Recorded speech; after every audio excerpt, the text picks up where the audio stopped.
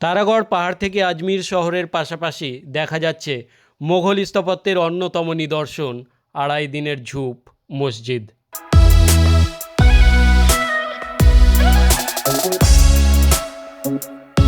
চলুন আমরা জেনে নেব কেন এই মসজিদের নাম আড়াই দিনের ঝুপ।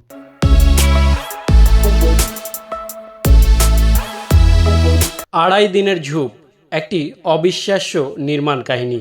আড়াই দিনের ঝুপ হল রাজস্থানের আজমিরে অবস্থিত একটি বিখ্যাত মসজিদ। এর নামের মধ্যেই নিহিত রয়েছে এর নির্মাণের একটি অদ্ভুত কাহিনী। বলা হয় মুসলিম শাসক মোহাম্মদ ঘোরি এই মসজিদটি মাত্র আড়াই দিনের মধ্যে নির্মাণ করার আদেশ দিয়েছিলেন।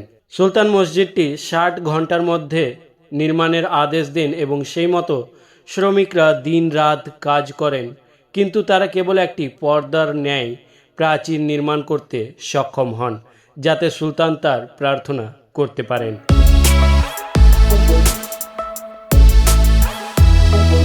এই মসজিদটি মাত্র আড়াই দিনের মধ্যে নির্মাণের আদেশ দিয়েছিলেন বলে এর নাম আড়াই দিনের ঝুপ।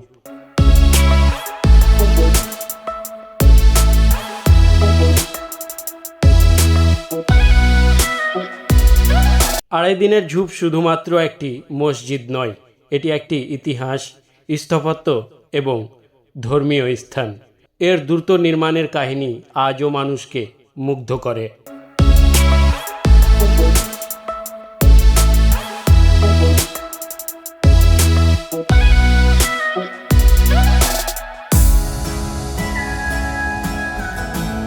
পাথর খোদাই করে স্পষ্টভাবে লেখা রয়েছে পবিত্র কুরআনের আয়াত।